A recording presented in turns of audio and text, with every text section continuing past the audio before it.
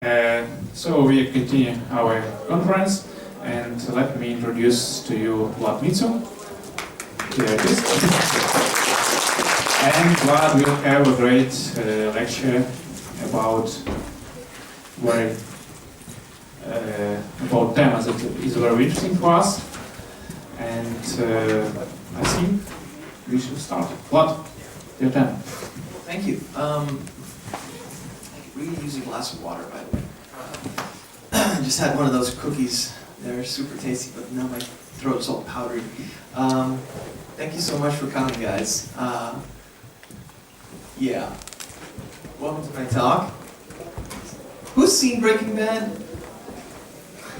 Excellent. Till the end? Yeah. Okay, so who hasn't? I haven't seen the end. Oh, you haven't seen it yet? I'm not going to spoil it. No spoilers. But so, who hasn't seen Breaking Bad at all? Like, okay, watch it. Watch it. For the people who have seen it, who saw it again? Like, big amount, right? Okay, so you've seen the entire thing, or almost all of it.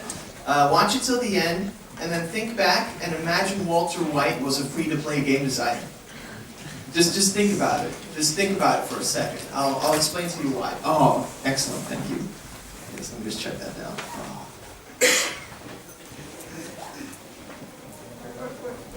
All right, I'm good to go. So,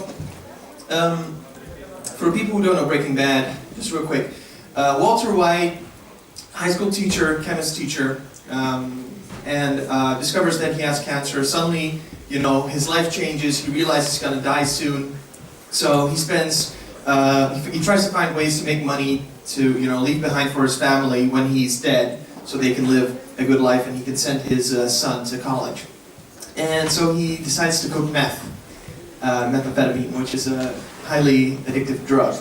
And I really recommend you guys watch this, because what really hit me about the story was his trials and tribulations to not only make money, but how he kind of had to find his inner confidence and find his place in the world through that. You know, you could see him as a very bad person, but I saw someone finding himself through his work and finding something that they were really good at and becoming passionate about it. So that's why I'm drawing the line with game design, is we all do it because we're passionate about it and it's close to our identity, but being successful with it is a whole different story, making actual hard money with it as well. So think about him as a game designer when you watch this, and you know, the story's going to be very different. So welcome to my talk. I'm going to talk about the 20 things that successful game developers do beyond making games. There's going to be a lot of information and links in this slide, so in this presentation. So I put the slides up on SlideShare. So just go to slideshare.net/VGVisionary. You'll find all this.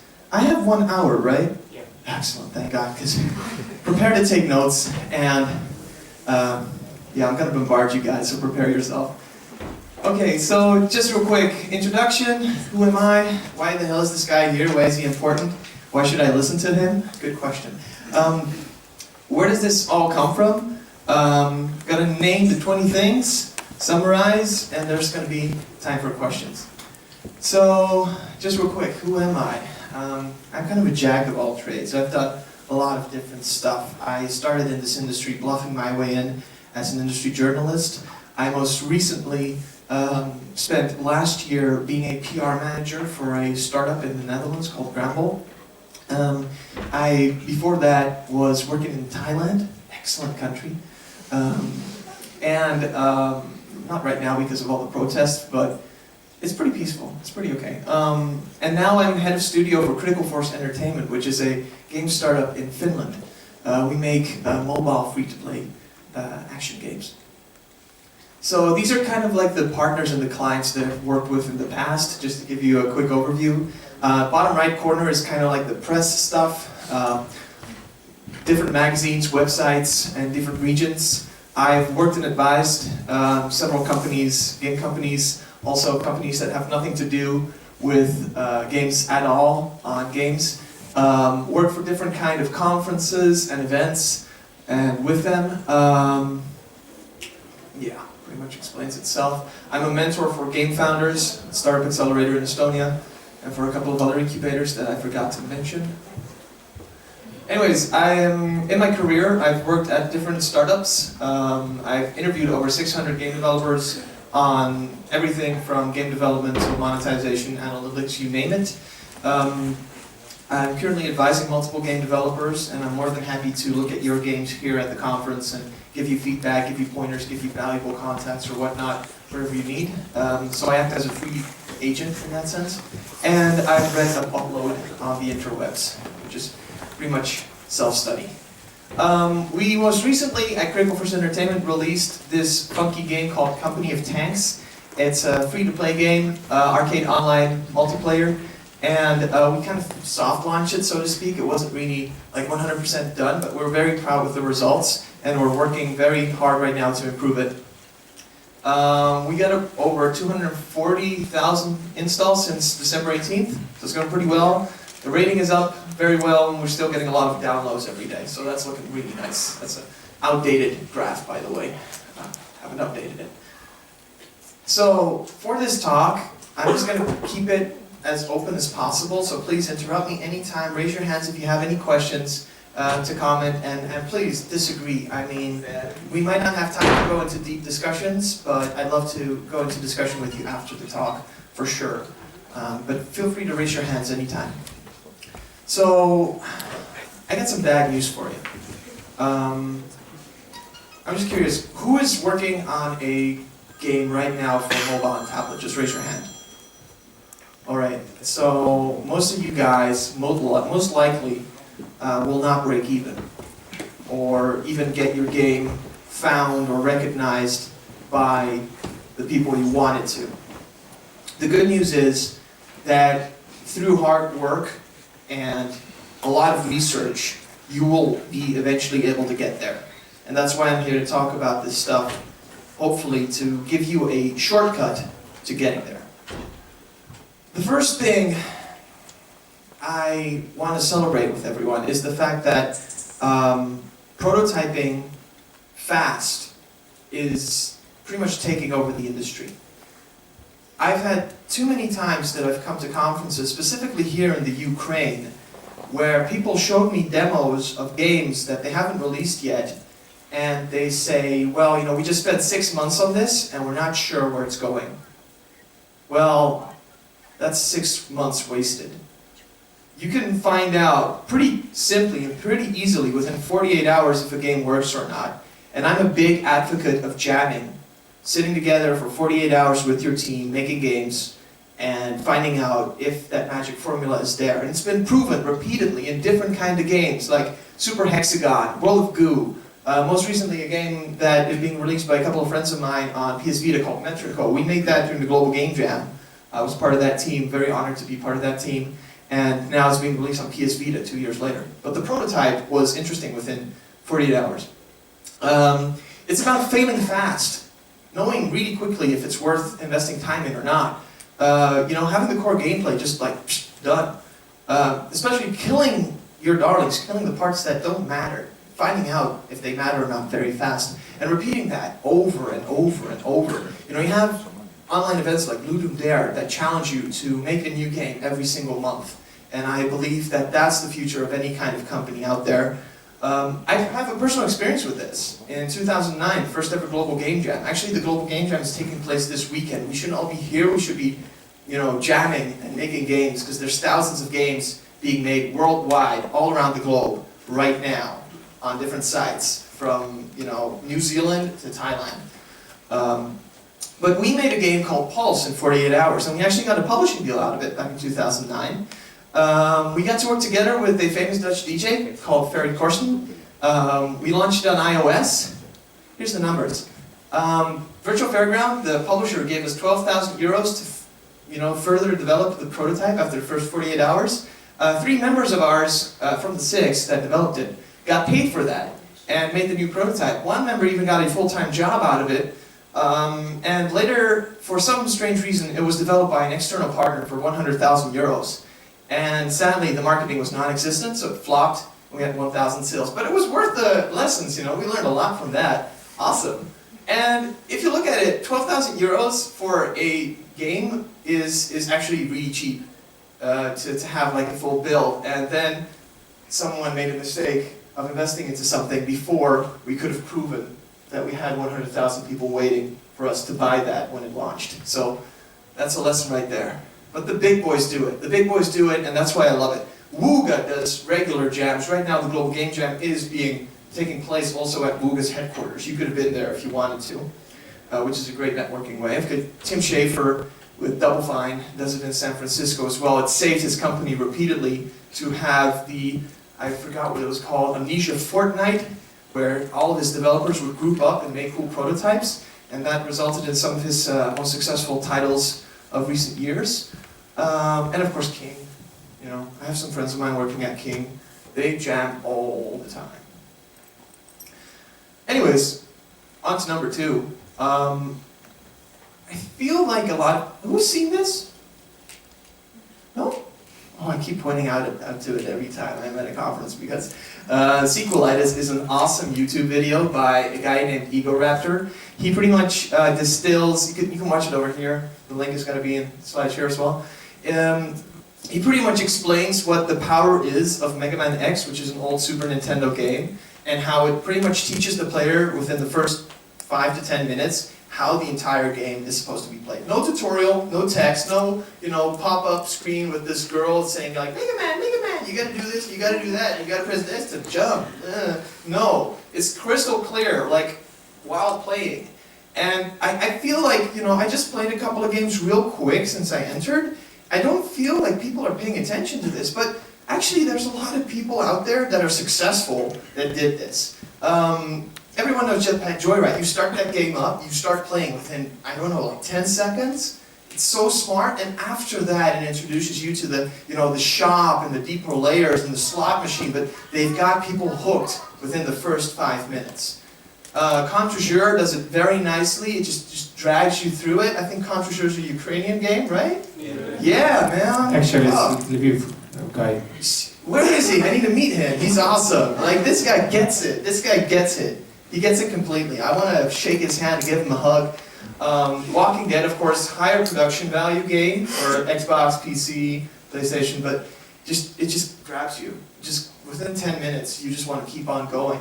And most recent example, Supernauts, still being soft launched right now. Game out of Finland, made by Grand Crew.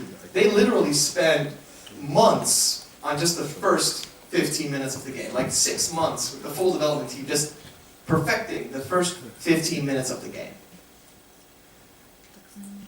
Why? Well, I'm not going to tell you where these statistics are from. This is from a game that I worked on, but we're seeing like a giant drop from the first screen. Like even our games are from Critical Force Entertainment. We see just people leaving within the first couple of minutes. A giant percentage just disappears. Why? Where are they going to? I just had this discussion just now with one of your developers here. If you're a free-to-play game and people see something they don't like within the first couple of minutes, they're gone. They're like, no, this is a free-to-play game. I don't owe you anything. Bye-bye. If you pay $1 or $2 for a game and the game gives you crap, you might be like, okay, well, I paid for it, so I'm going to give it another try. We don't have that with free-to-play. It's like, it's over. Like, there goes your user, and that's very sad. No? Okay. So that's a very important point that I feel like a lot of people are forgetting. Those first minutes, seconds are just pivotal. We had, when we just launched Company of Tanks, we didn't limit the device strength. So we had a lot of people dropping out early and a lot of first 1-star ratings on the Google Play Store because some people were running it on devices that didn't support it. And that just killed our rating. And yeah, if we would have known that sooner, we could have avoided that. So even we made that mistake.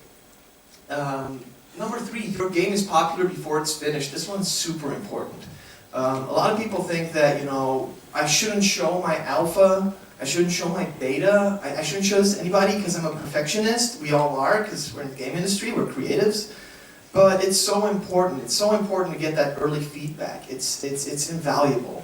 Like I said, if you don't know that your game is going to be a success in the first 48 hours, it most likely will not be, unless you spend a fuckload of money. And the most people who do that kind of then forget to test it in that period because they don't want to show it to anybody. That's really sad. And there's so many people that you can show it to. People that, you know, are filming on YouTube. I'll get back to that later in more detail. You know, you can ask members of the press in your own circles, just ask them, you know, can you faux review this? Review it, but not publish the review. So you get a kind of like a view on how a professional journalist will look at your title.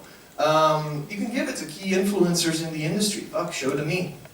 Show it to me, I'll give you my 100% honest opinion. And showcase it at events. Just do it, just as much as you can. Don't show it to friends, family, and colleagues. They will be subjective. They will be like, I have to say something nice because I don't want to hurt his feelings. And they'll give you the most unuseful data possible. Who has actually, never mind, I'll show that in the next slide. So I love this example, Broforce. I just want to show it. It's so good. Does that thing have an internet connection? Yeah, sure. Excellent. Oh, no. Show me these. Yes, it's yes.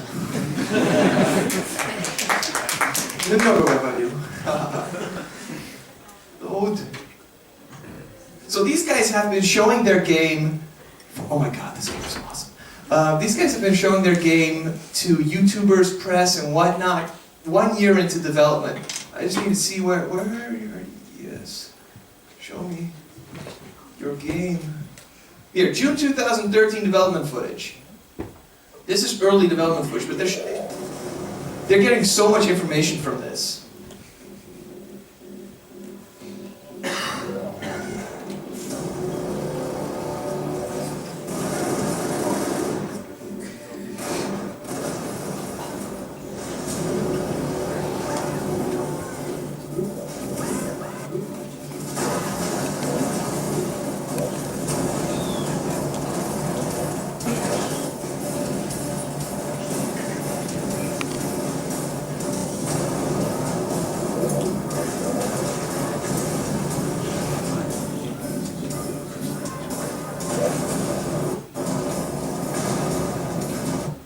So they look at this, like 85,000 views, and the game hasn't even been released yet on this one. And they have, I'm not sure, they haven't even, they're stupid. They haven't linked all of the YouTube stuff. Can you type in Broforce?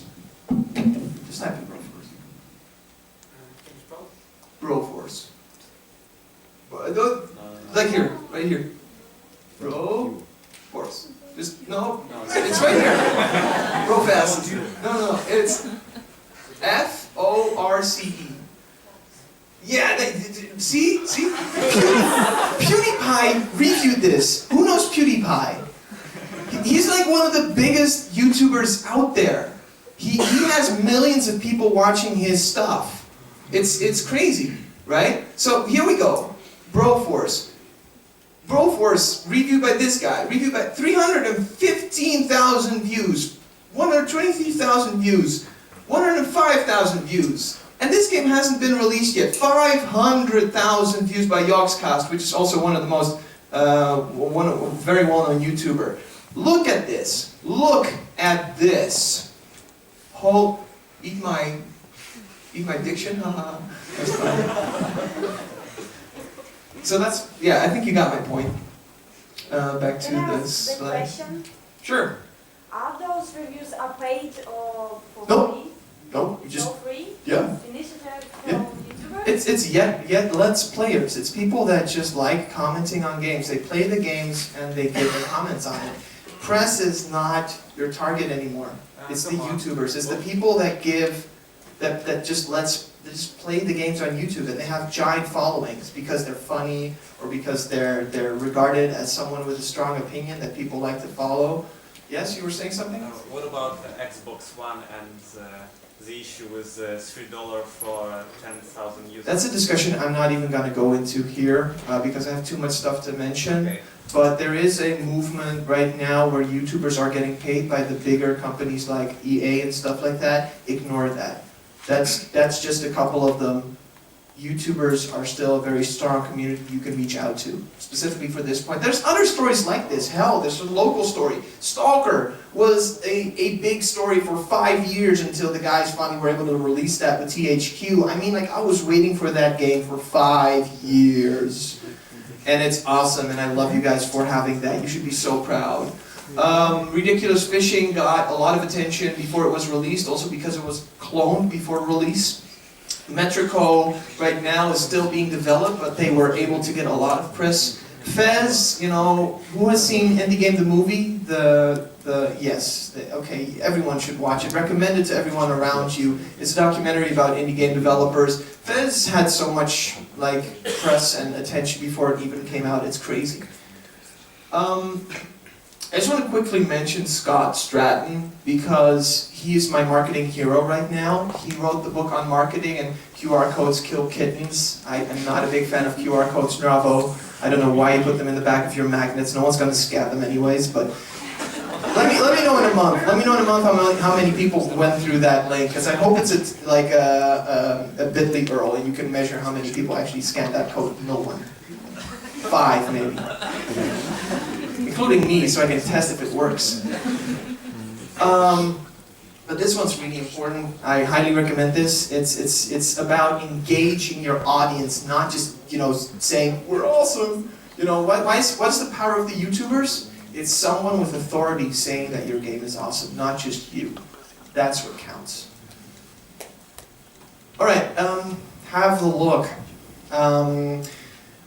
Who knows Borderlands? Awesome game.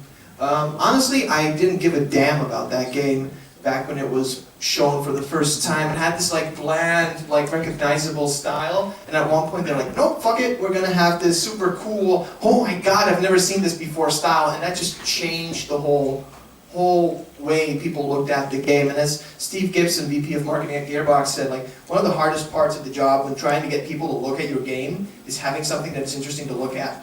This is so important. If your game looks like Cut the Rope, then people are going to dismiss it instantly. You have to have something that people don't see every day. And it really helps. I mean, guys, we're making a tank game at Critical Force Entertainment. Jesus, there's so many tank games out there. And what saved us is the cel-shaded look. Which is stupid, because apparently we stole that from Gearbox. I wasn't even thinking about that. But that's actually right now why a lot of people are liking our game, is we're not the realistic tank simulator guys. We have a look that coincides with our arcade gameplay, and holy fuck, people are liking it. Oh, number 5.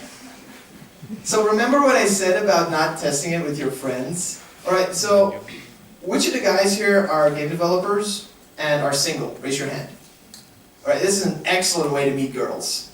So you take your game on a tablet, you go out, you go to a train station, you go to the governor's office where everyone's waiting. I saw some very nice girls there too.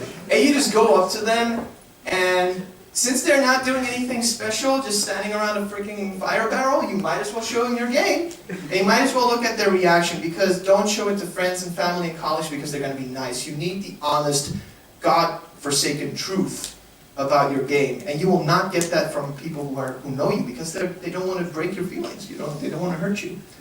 So it's great as a pickup line. It's great at schools and universities. I saw kids running around just outside in the other building, so you could grab those. People waiting in queues, there's always a good one. People in trains, when you're on a train and you show it to other people, they will be grateful to you for it. Yeah, this one's important. Who has actually applied to showcases with their game? Any showcase at all in the past? Please raise your hand. Anybody? Yes, which one? In the London Indie Expo, 2011. There you go. What happened in the last 2 years? We're working on that game, on our game, and we have problems with PR. Okay, well, that doesn't stop you showcasing it. Yeah. Right? You can showcase anywhere. But yeah, I mean, I love indie festivals and competitions, conferences in general like this, because they're so awesome to be able to gather feedback, meet new people. I mean, I'm a conference rat. I go to like 30, 40 conferences a year, practically. Either to speak, either to volunteer, or to showcase. Why is this important? Let me just give you an example. This is my buddy Shailesh. He's from Mumbai, India. He released in 2011 a game called Hubrix. Now before he did that, he was thinking, okay crap, how am I going to get attention? How am I going to get, out there? He applied for a game competition for indies in Portugal. And he won. And he got 5,000 euros out there. And he spent that developing his game called Hubrix, which I think I should do. So this is him in Portugal, flew from Mumbai, India, I don't know how many thousands of miles that is, to accept that award and get 5,000 euros. So what does that tell you about your position? You can go anywhere with this, anywhere. Go to promoterapp.com, which is an awesome app service for indies by my good buddy Andreas Sechner. I can highly recommend it. And there's a calendar on there with every damn indie competition worldwide for the next couple of months, even the year. And Game.com is an awesome website made by a great guy. I forgot his name, but he's awesome. And it lists every damn game conference in the world, and he's open for suggestions. So I'm not sure if you guys actually applied this one there, but you could have put it there and people would have known about it too. Coming up is App Farm in Moscow. That's one example. We got accepted for App Farm as well, so I most likely will be there to show Company of Tanks. But hey, it's Moscow, right? A free ticket to the conference, just fly up and down. Not sure how expensive that is from here, but definitely worth the money to be in Moscow. And I think the deadline is February 1st, so you have to be quick. This is one example. Oh, number 7, become a must-have. See, a lot of people forget that we're really competing with so many people right now, and that you have to have a unique selling point. You really have to have something that grabs people by the balls, so to speak, and doesn't let them go. I think that this also revolves around making sure that you show it to people as much as possible. I don't see any excuse, like I said previously, in not making sure that you're 100% certain everybody you show this to is going to, be blown away by it. I personally don't have a game example right now, but I'd like to show you another example. Can we go to YouTube, please? I want to show you an example of a Kickstarter. Oh no, YouTube is fine, yeah. This is actually the first ever Kickstarter I pledged. Can you type in Kung Fu, like the battle, and then, yes, Kung Fu, yeah, okay, no, with a space? With a space. Oh, it's okay, I found it, yeah, perfect. Alright, so this is my first pledge ever, and I just want you to, this is all made in green screen. This is a movie project, actually, but, man, if this doesn't grab you by the balls in like the first 30 seconds, I don't know what does.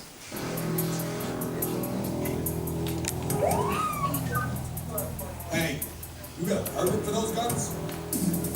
I'll get your permit right here.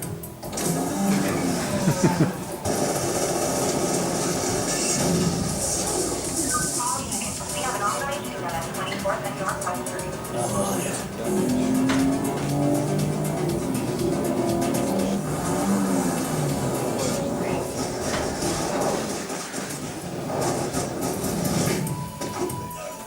The Kung Fu Renegade Kong. I don't want to hear it, Kung Fury. I've just been at City Hall. You just destroyed an entire city block, for Christ's sake. I quit.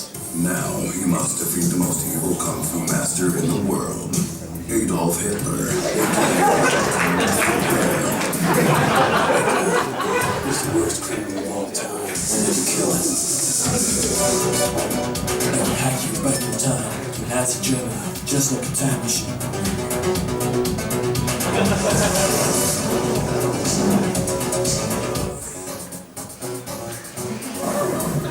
Oh no.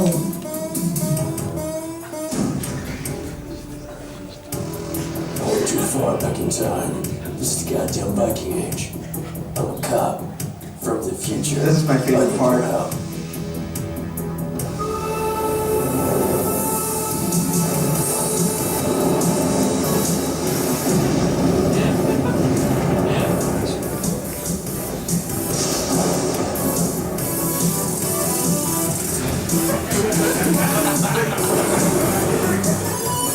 Get ready for a new world of unspeakable adventures never before shown in a motion picture. Get ready for Kung Fury.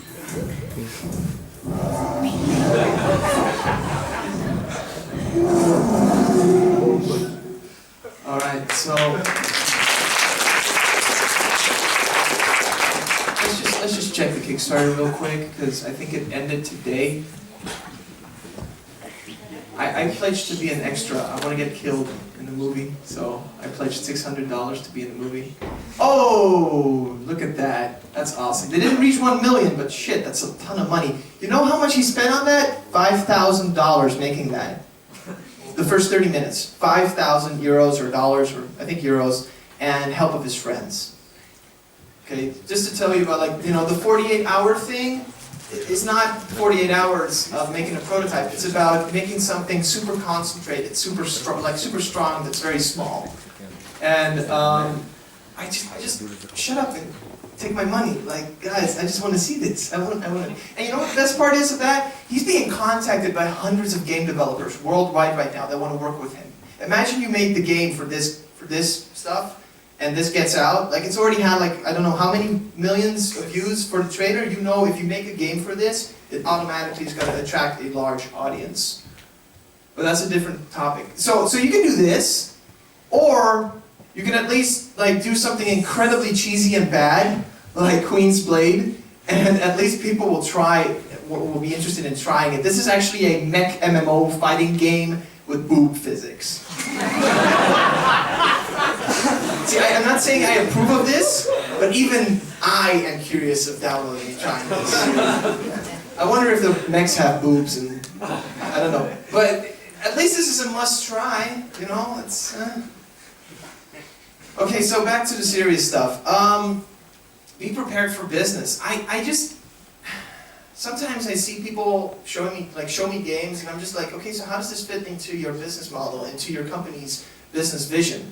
And I'm very proud to be a mentor for the Game Founders Startup Accelerator in Tallinn, Estonia, and you know, support the batches of startups that sign up for that. I just found out there's actually a lot of Ukrainian startups that signed up for the next batch. I'm really curious to see who goes through there. But you know, I've learned a lot of valuable lessons from them. Kadri Ugant, one of the founders of Game Founders, gave a talk at Casual Connect Kiev about, you know, the stuff that she found from all of the applications and all of her experiences dealing with startups, what the most important elements were, what people were lacking. So please check out her presentation on YouTube. It's in the Casual Connect video channel, but you know, you can get this slide and then get the information out of it. But 4 things that I can give you guys right now is, if I come up to you, and I'm an investor, publisher, fellow developer, advisor, whatnot, have your assets on your mobile. This goes for company-wide, but this also goes for freelancers. If you're an artist, I install Dropbox and just put your freaking art on your phone. I know it's small, I know it's not going to be the best way to show it, but it'll give me an impression. You know, have an elevator pitch. Okay, so you have this awesome game. Don't just give it to me. Give me the 30-second, you know, explanation and description of why this kicks ass and I should spend time on it. An investor deck, like who has their assets on their mobile? Raise your hand. All right, nice, but not enough. Who has an elevator pitch ready? Jesus, come on, guys. Investor deck? Okay, who's looking for publishers and investors? Raise your hand. Okay, you should need an investor deck, right? And sadly, this is kind of a bitch right now, but a lot of people are asking for soft launch numbers. So it's kind of tricky in a chicken egg situation in the industry right now, as you have to have something online and have something launched in order to get money to develop it. Damn it, but it's not impossible, remember the 48-hour prototyping thing. If you just chuck that onto Android and already get like a couple of 100,000 downloads, that promises something, right? So, yeah, investor deck. I got one great example that's online. LinkedIn recently released their investor deck from, I think it was 2004, 2005. You go on Google, you type in LinkedIn investor deck. You will see their full investor deck. It's mind-blowingly awesome. I can show you ours after the talk as well. Ours kind of isn't perfect yet, but then again, I just joined the company 3 weeks ago, so I have a lot of tweaking to do. But it is getting us investor interest, I can tell you that. So check this out, this is awesome. And even if you're not looking for publishers or investors, this is a great way to show anybody that you're serious and you need to be taken serious. Alright, I can't show this enough to people. I'm a big fan of Tim Ferriss and his book, The 4-Hour Workweek. Shut that off. Pretty much the whole essence of this book, and I recommend each of you check this out. It's about working smarter and more effectively with less hours. Is pretty much, you know, to be smart about everything you do. I am a big fan of, for example, having interns and friends help me out if I don't have enough manpower to do something. Right now I have 2 interns helping us with marketing stuff at the studio. They're being awesome, they're motivated, they're passionate, they're teaching me stuff. It's amazing. Friends as well. I have a ton of people, I know a ton of people in the industry that are community managers and PR managers for very big companies because they were, when the company was small, asked to help out a little. It's hilarious. Processes. There's so many things we can automate. I just don't know where to start naming some. But some, you know, pipelines, things, you know, my general rule is if you are doing something inside of your company more than 3 times, or if something has gone wrong more than 3 times, it's pretty much a reason for someone to automate it. We have an automated build system because we have a build for China. We have a build for Android, iOS. We have a free-to-play light version for iOS. We have a web version, and that's just for 1 game. We need to automate that stuff, and recently our CTO made an automated build system that is saving him about 15 to 20 minutes a day. Well, if you count 365 days in a year, of which maybe 200 are being spent making a build, that's a lot of minutes saved for a day's work, right? But my favorite, and this is how I live, this is how I breathe, this is how I eat, sleep, love, whatever. Minimal effective dose approach, the 20-80 rule. 20% of anything you do brings 80% of the results. If you would focus all of your attention on those 20% instead of the 80% that only brings 20% of the results, you will get farther much faster. That's you know, goes back to my example about the prototype stuff. Lifehacker.com, read it. It's an amazing website that pretty much embodies this rule. How do you save time and live more efficiently, cook more efficiently, all that kind of stuff. Really recommend it.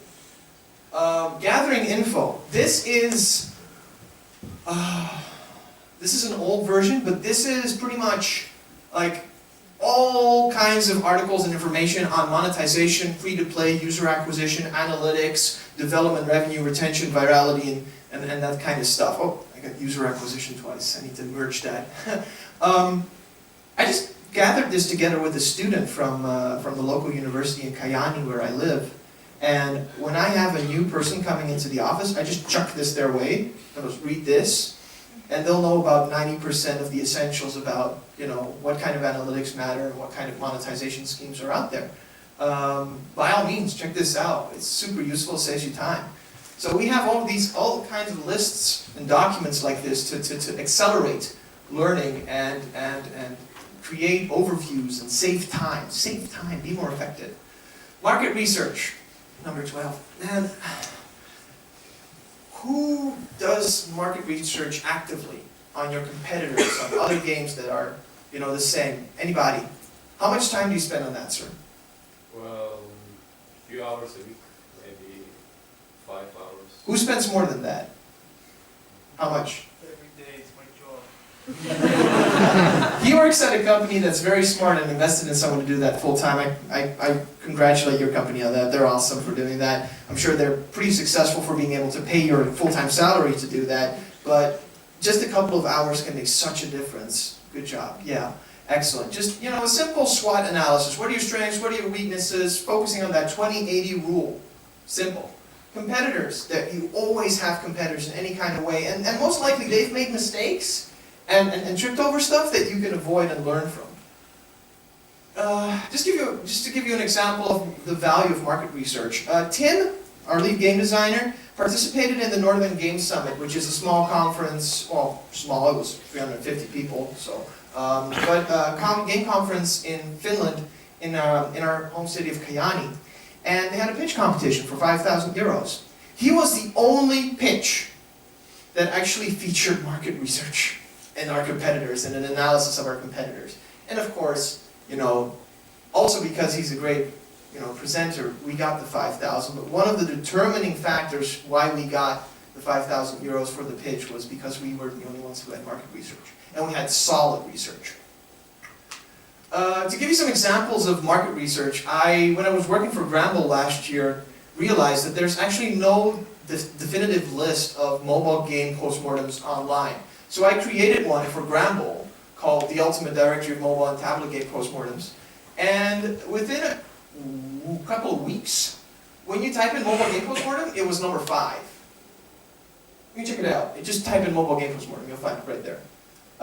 72 mobile game postmortems, I think a third of them actually have solid sales figures and strategy descriptions on how other people made their games. And I'm sure one of those postmortems, looks like your game. Who reads postmortems? No words. Do it, please do it. It's super useful. Pitch to everyone. I sometimes am surprised at how little networking is done at these kind of conferences, how people still kind of stay in their own little groups and don't venture out. If it wasn't for the fact that I spoke to the most random people in this industry possible, I don't think I would have been here. I don't think I would have been here if it wasn't for the fact that I sat down with a couple of people from Ravo and talked to them about their games, even though I wasn't even expecting to see them there at Sociality Rocks in October. And here I am. I'm blessed to be a speaker, and I'm super honored to do that. And I hope you guys find this very useful. If not, I have to go in a corner and cry. But yeah, the pitching part, blow people away with a cool pitch and show that you know what you're talking about, that you know the market, and that you have some kind of really solid core gameplay, and that you have an awesome video. Awesome videos help a lot. Can I have YouTube again, please?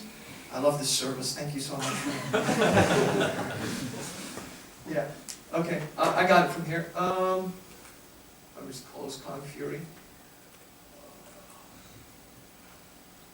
All right. L-E. It's a complicated name. L-E-V. It's voice control. I-A-T-H-A-N. Yes. And then warships, like this. And then trailer. And then type in trailer afterwards, though. Warships. Trailer. Yeah, perfect. There we go. Here we go. Okay. Who knows Paradox Interactive? The publisher from... Oh, yes. All right, let's see. Is this the one? I think it's the one. The Jazz Boat Man.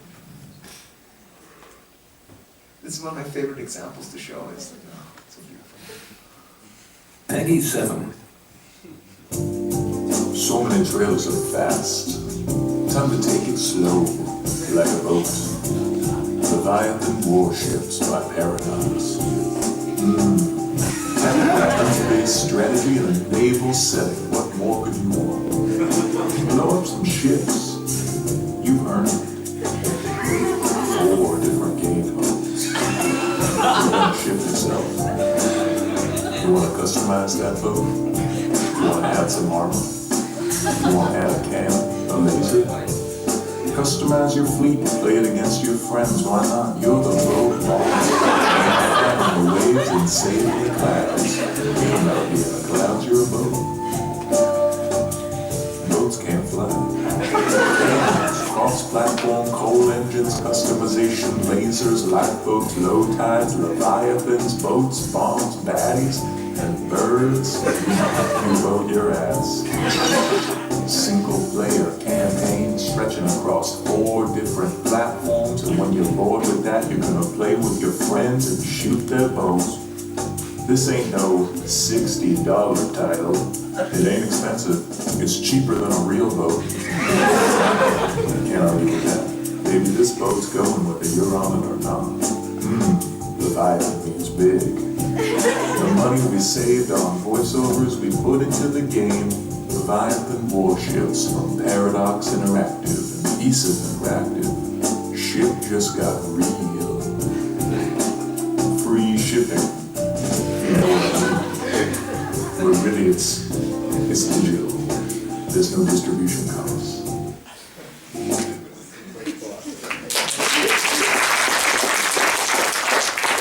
I'll make sure to tell them you clapped.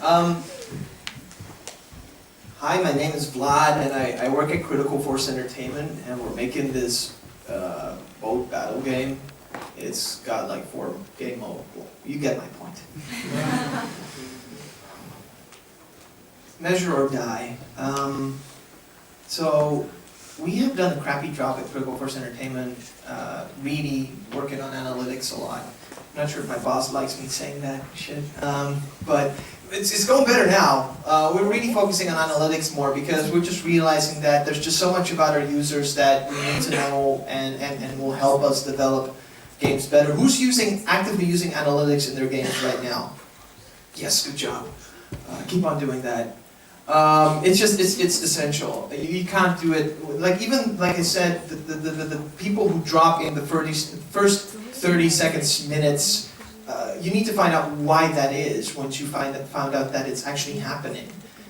So this is just the start. You have to start measuring, but then also kind of trying to find out what's going on. That's the hard part. That's actually the real challenge after you start measuring.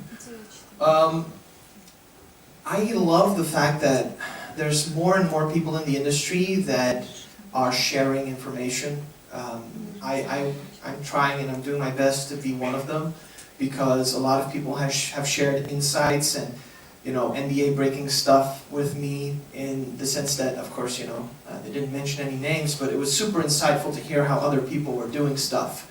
Numbers, sales numbers, like I said in the post-mortem slide, like it's so important that we find and look for that information as much as possible, that we gather valuable contacts and talk to them regularly. Right now that I'm head of studio at Critical Force Entertainment, it's dawning upon me how useful my network is in the industry and how many people I have that are prepared to help me and answer questions. And that's also the reason I'm here. I'm here for you guys to do the exact same thing. So please bum rush me after this talk and I'll try to survive and answer your questions.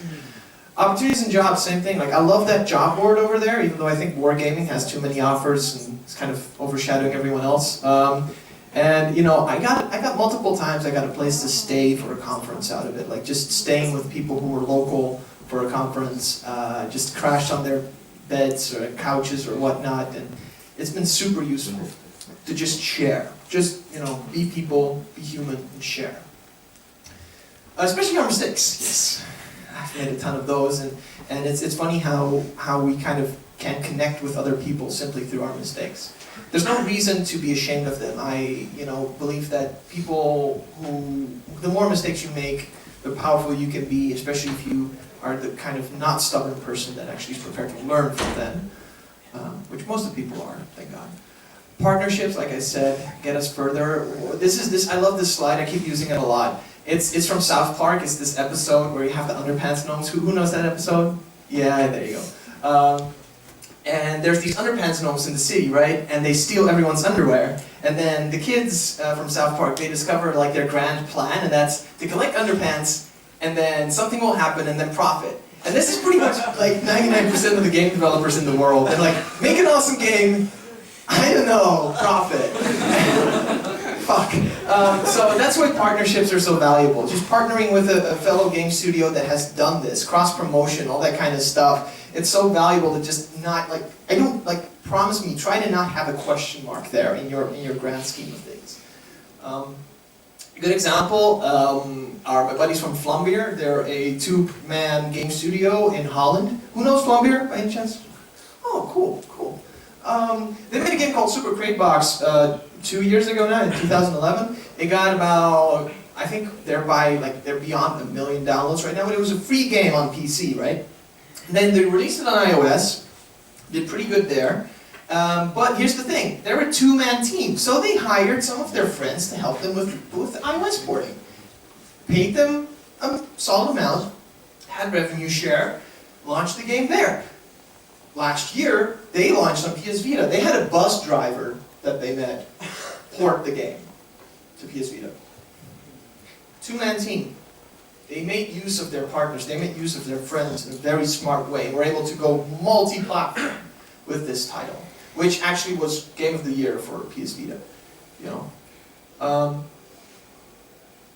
this is very important. This is one that I stress a lot. The longer I've been in this industry, the longer I've gotten to know people in a deeper and more personal way. I'm happy to say that some of the people that I first interviewed as a journalist, very important people in the industry, have become great mentors and close friends to me. And you know, in the end, we're all human. And I've been discovering that more and more game developers in our circles are actively trying to improve themselves as human beings, are actively looking to become more spiritual, often as a cause of a burnout or a clash of work-life balance, which we all are suffering from once in a while because we're workaholics and we're perfectionists and fuck, we like making games too much. But these are some of the books that I read and that have been incredibly influential. And you know, who has read A New Earth by Edgar Tolle? Anyone? See? It's a thing. It's a thing. There's actually a free PDF of that on Google if you look for it. It's something that actually I've gotten in common with a lot of people. Got me talking and meeting people simply because I read these books. This one is a classic. This one's like 70 years old. Yeah, 70 years in print. It says right there. Highly recommended if you want to get more out there and improve your networking, improve your social skills. I used to be, you know, a fat little nerd kid myself, and I really had to teach myself to interact and make friends with people. Embrace the power of timing. It's crazy how important timing is sometimes for us. Releasing a game on the wrong time, releasing it on the same day as King's new title, you're screwed then, but I can't stress this enough. There's two examples that I'd like to give. I should have added more, but Resogun by a couple of my friends at Housemarque in Finland launched on PS4. It was a launch title. It was just the most coolest differentiating thing that came out, and it is pretty much associated with owning a PS4 because of it. Great timing, great opportunity for them. Same thing with us. I mean, crap, we launched a tank battle game on Android because, you know, any other big budget tank battle game out there, I think, is solely focusing on iOS, so good luck with that. Just a different platform with a existing formula, making it, of course, casual and a distinctive art style, but I mean, I think that's the reason why we have so many downloads right now, is because people are actively looking for a tank battle game on Android, and there is none. It's a blue ocean. Who knows blue ocean strategy? You know, there's nothing there. That's also what we've applied to App Campus, Microsoft's App Campus funding program to get 50,000 euros to port this to Windows Phone. They're pretty much going to give us the money in 2 weeks, first 15% or 30%, 15? First 30% for just sending in the design documents and the documentation, and then we'll get the full amount of 50,000 euros once the game is actually ready to be launched. That's free money. That's pretty much free money on a platform that has no multiplayer tank games. So even though it's not as big as iOS, we have no competition. Thus, we don't have to spend tens of thousands of euros a day on user acquisition or whatnot. Learn to love YouTubers. Like I said at the beginning, there's all these kind of guys out there that just love playing games and are filming it. PewDiePie being one of the biggest ones, and Total Biscuit as well. Game Grumps, Nerd to the Third or something. And these guys are actually becoming more powerful than press. And they're actually showing their reactions. They're not only great test subjects to get feedback from, that they actually, are a great way for people to get interest in your game. So please look into this. Well, you guys are actually already doing that since you're here, but I just keep getting surprised at how much, developers never actually get out of the trenches, never get out of their office, talk with other people about their ideas and plans, and then end up finding out that, the game they just launched has been done 20 times already. It's so important to get out of the trenches regularly and interact with each other. So, like you're doing right now, pretty much, but more often on a regular basis. I've heard that you guys have a very strong startup community here. That pleases me a lot. But I'm not just talking about your CEO going to these things. I'm talking about your entire team. Anybody. Everybody, pretty much. Kind of a bonus. I still have time. Yes. Kind of a bonus. Quantify your work. I'm seeing more and more people do it. This is me, actually. This is just a start. I still need to deliberately do more detail on this. This is my earnings since I started in college with my own company and worked my way into the game industry. You can see that there's I made quite a lot of losses in the start because I paid for my own trips to go to Tokyo and San Francisco and whatnot. But at one point I started meeting a lot of people, and in 2010 I was getting my first paid gigs and got a job out of it, and this last year was excellent, was amazing. So I'm quantifying this right now, and it gives you kind of a realization that, for example, even failure can be beneficial. As you can see, I wasn't making any good money in that time, but I gained a lot out of it, and now, 6 years later, look where I am, right? Here's my career in numbers. 21 talks given. 21st is here. What? Don't worry about it. I've written 232 articles. Most of them were paid. Not all of them. I did some stuff for free. So this is pretty much my life in the game industry. And the best part is, this might not look like a lot of money. I could have earned a lot more. But here's the thing. From 2008 till today, I spent more than 3 months a year traveling or abroad. Last year, I was abroad 4.5 months. Most of that time was holiday. I could have earned twice as much. I earned 44,000 euros last year. I could have earned twice as much, but I spent that time relaxing, having fun, and taking care of myself. So yeah, second one, I got more lectures on the topics of PR marketing online already. They're kind of old, but there's a lot of timeless information there. So please feel free to check those out. Usually when people approach me, I tell them, look at these first. And then if you still have questions, you can instantly go into the deeper stuff with me. And I don't get to answer the same questions over and over again. You can reach me on Twitter, on VG Visionary. You can just mail me anytime. I'm going to answer you. I just can't give you a guarantee it's going to be in 24 hours or something. And then you can find this lecture at slideshare.net/VGVisionary. So, thank you for your time. If there's any questions, I don't know if we have time for questions. I think we will have time for some more questions. But I want to see all of your games. They flew me over here, so I'm pretty much your humble servant for the next, pretty much till the end. Try to do it before the party starts, because I will most likely get wasted with you, so my feedback won't be as accurate, so to speak. So, any questions? Go! For a company that is just starting going into mobile market, what type of games would you advise to make at the beginning, of conquering the mobile market? If I knew that, I wouldn't be here right now. To answer your question, Good ones. Don't start making games. Do your research. Look what's out there. Build a backend that supports measuring your users. Make a shitty small game that doesn't take you a lot of effort and just throw it out there and see how people respond. We spent 6 months, 5 people on Company of Tanks, and just threw it out there. I would say that if you look at the amount of downloads, that's not a lot of work. that was worth it. But even from that perspective, I think we could have done an even smaller version and launched it. The reason it's that big is because I think 3 months were spent on the back end and on the monetization and on just the flow of the game and the networking side alone. So try to start with making a solid foundation for yourself. That your audience, you mean? Don't, okay, let me reformulate the question. Spend an entire week with your entire development team making 1 prototype a day. And then see what clicks. When I was in Thailand and we set up Arcavis, which is doing incredibly well right now, they're working together with one of the biggest cell phone providers in Thailand called True Mobile. What we did is we had a team of 6 programmers and 2 artists. We gave every single programmer 1 week to make his own prototype, and then we had the artists develop art for 6 different games.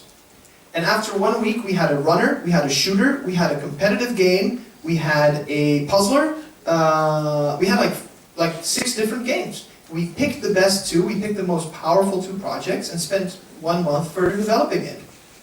And then before you knew it, right from the start, we had a portfolio. Within a month, we had multiple games that we could showcase to different people. So, So the idea is iterating as fast as you can. Be as agile as possible.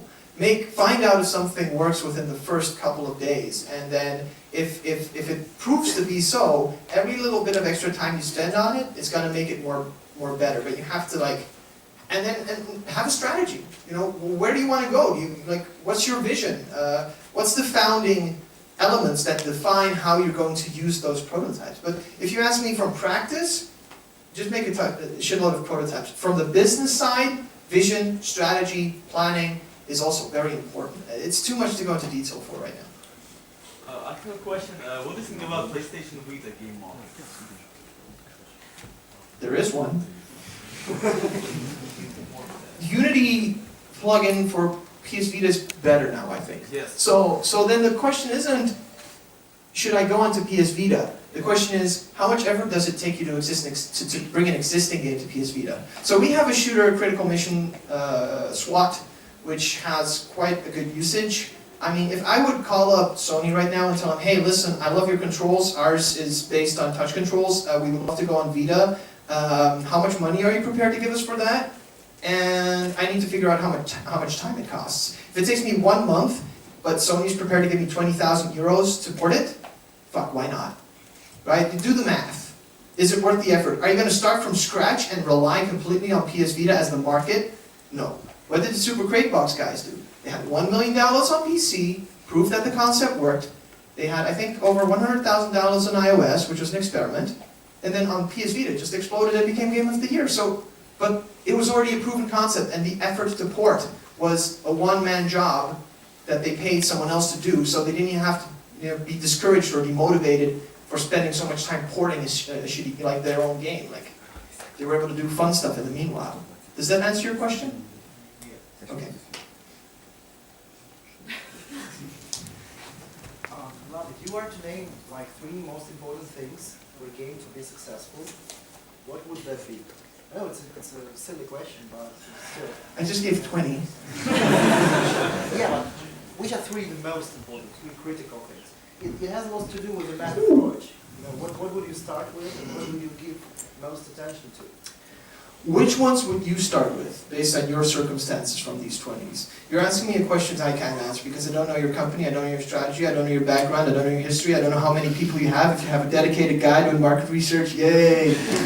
So, you got 20 points right here. You go back, you sit down, you talk with your team, you look at the 20, you're like, okay, these are for us, and for our circumstances, and for the state of our game, the most important ones. I can tell you which ones are most important for me right now. But right now, it's optimizing the performance of Company of Tanks, because we already know we have a very solid concept here, and we have to rush it before, because this is the year of the tanks. I can tell you right now, this is the year of the tanks. Today, at the end of this year, there's going to be over 200 tank games out there. Quality ones, and I'm not talking about the crappy ones with pixel art and crappy stuff from Google Images. But for us, it's optimizing what we already have, learning from our mistakes in the past. Analytics, monetization. That's it. So analytics means audience, understanding our audience, engaging with our audience, knowing what they want, what they need, what they're doing, and then making sure that we find a way to monetize that. That's my top 3 right now, based on our circumstances. So look at your like put the mirror in front of yourself and your company, and you will get the answer very fast, very effectively. Okay, cool. Anyone else? All right, I guess everyone wants their private time, so cool. Just come up to me after the talk. I guess we should do that outside so the next speaker can just prepare. But let me know if there's anything you want to know, and if not, you can reach me online after the conference. So, all right, cool. Thank you so much.